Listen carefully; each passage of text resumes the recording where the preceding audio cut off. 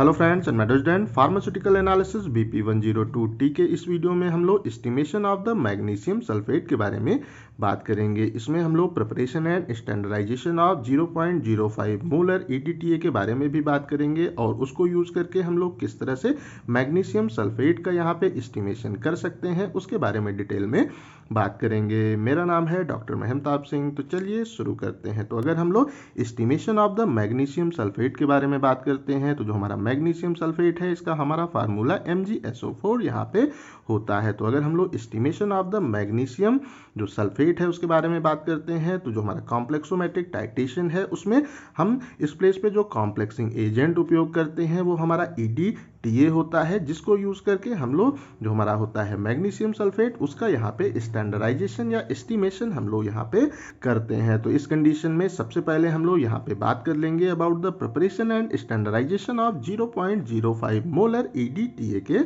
बारे में। तो इस कंडीशन में एक क्वेश्चन आपका यहाँ पे आ सकता है कि एस्टिमेशन ऑफ जो आपका मैग्नीशियम सल्फेट है उसके बारे में अगर आपको यहाँ पे वो लिखना है वो तो हम लोग इस वीडियो में एक तरह से वो जितना बात करेंगे उतना ही आपको उस प्लेस पे वो लिखना है। और अगर आपके एग्जाम में आता है कि preparation and standardisation of 0.05 molar EDTA के बारे में अगर आपको यहाँ पे वो लिखना है तो मैं जहाँ पे आपको अभी वीडियो में इंडिकेट करूँगा वहाँ तक आपको लिखने की आवश्यकता होगी। तो हम लोग सबसे पहले क्या बात कर लेते हैं, preparation and standardisation of 0.05 molar EDTA के बारे में हम लोग बात कर लेते हैं। तो इस कंडीशन में सबसे पहले हम लोग प्रिपरेशन ऑफ 0.05 मोलर EDTA के बारे में बात करेंगे। तो इस कंडीशन में जो हमारा होता है वो डाइसोडियम हमारा एक तरह से एडिटेट होता है। तो यहाँ पे कंफ्यूज आपको बिल्कुल भी नहीं होना है। जो हमारा होता है वो डाइसोडियम हमारा होता है, एडिटेट होता है। इसी को हम लोग यहाँ पे वो डाइसोडियम एक तरह से EDTA भी कहते हैं या सिंपली EDTA से भी हम लोग यहाँ पे इसको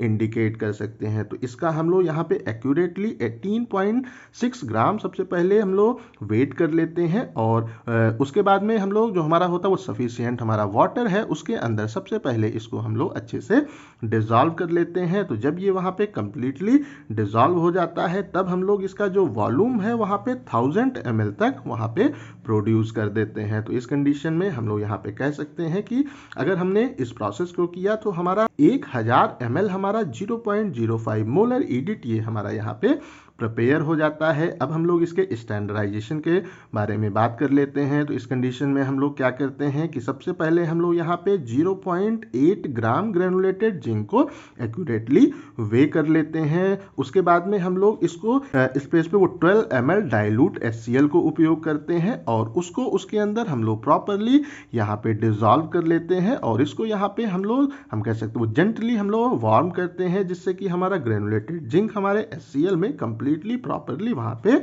डिजॉल्व हो जाए। उसके बाद में हम लोग इसमें 0.1 ml ब्रोमीन का जो हमारा सोल्यूशन होता है उसको इसके अंदर हम लोग यहाँ पे ऐड करते हैं। तो जब हम लोग इसको यहाँ पे ऐड कर देते हैं तो जो भी हमारा वहाँ पे सोल्यूशन है उसको हम लोग बॉयल करते हैं जिससे कि एक्सेस अमाउंट जो हमारा ब्रोमीन है वो इसमें से कंप्लीटली रिमूव हो जाए और उसके बाद में उसको हम लोग अच्छे से कूल कर लेते हैं। अब हम लोग यहाँ पे क्या करते हैं कि इसमें हम लोग जो हमारा होता है वाटर उसको उपयोग करके इसका जो वॉल्यूम है वो यहाँ पे अगेन 200 ml तक यहाँ पे प्रोड्यूस कर लेते हैं। तो जब हमारा इसका वॉल्यूम यहाँ पे 200 ml हमारा प्रिपेयर हो जाता है तो उसमें से हम लोग यहाँ पे हम कह सकते हैं वो 20 ml यहाँ पे पीपेट आउट कर लेते हैं एक हमारा कोनिकल फ्लास्क में, उसको हम लोग प्रॉपरली यहाँ पे ले लेते हैं। अब हमारा हमने इस प्लेस पे यूज किया था डाइल्यूट HCl को उपयोग किया था। तो जो हमारा यहाँ पे है सोल्यूशन वो हल्का सा एसिडिक होता है। तो उस कंडीशन में उसको कंप्लीटली नियरली न्यूट्रलाइज यहाँ पे करने के लिए हम लोग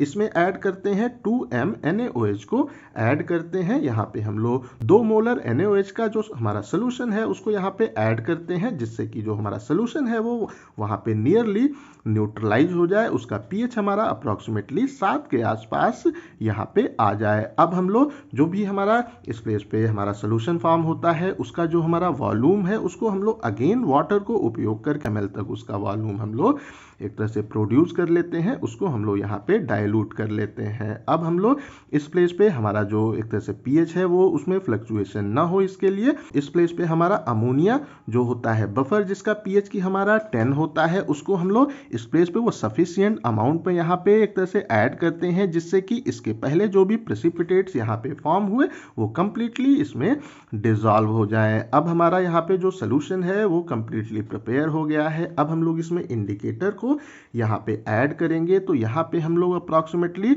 हम कह सकते हैं कि 50 mg जो हमारा होता है वो मॉडर्न ब्लैक 2 का जो मिक्सचर होता है, जिसको हम लोग एज ए इंडिकेटर अपने कॉम्प्लेक्सोमेट्रिक टाइट्रेशन में यहाँ पे यूज करते हैं, उसको इसमें हम लोग यहाँ पे ऐड कर देते हैं। अब हमने इससे एक तरह से पहले वो डाइसोडियम जो EDTA है उसका जो हमने प्रिपेयर किया था सोल्यूशन, उससे अब हम लोग इसका यहाँ पे टाइट्रेशन स्टार्ट करते हैं। तो इसका हम लोग जो टाइट्रेशन है वो यहाँ पे तब तक एक तरह से करते रहते हैं जब तक कि जो हमारा सोल्यूशन है उसका जो कलर है वो हमें ग्रीन कलर में चेंज होता हुआ देखने को प्राप्त वो नहीं होता है। वो जब हमारा जो होता है वो सोल्यूशन वो वहाँ पे ग्रीन कलर का हो जाता है, तो ये इस चीज को इंडिकेट करता है कि अब हमारे टाइट्रेशन का यहाँ पे एंड पॉइंट आ चुका है। तो इस कंडीशन में जो हमारा इक्विवेलेंट फैक्टर यहाँ पे होता है वो क्या होता है, each ml of 0.1 m disodium EDTA is approximately equivalent to 0.00654 gram of the zinc के ये यहाँ पे इक्विवेलेंट होता है। तो अगर आपके एग्जाम में ये आता है कि आपको preparation and standardisation of 0.05 molar EDTA पे अगर क्वेश्चन आता है तो आपको इस प्लेस पे यहाँ तक लिखने की आवश्यकता है। अगर आपके एग्जाम में क्वेश्चन आता है एस्टिमेशन ऑफ द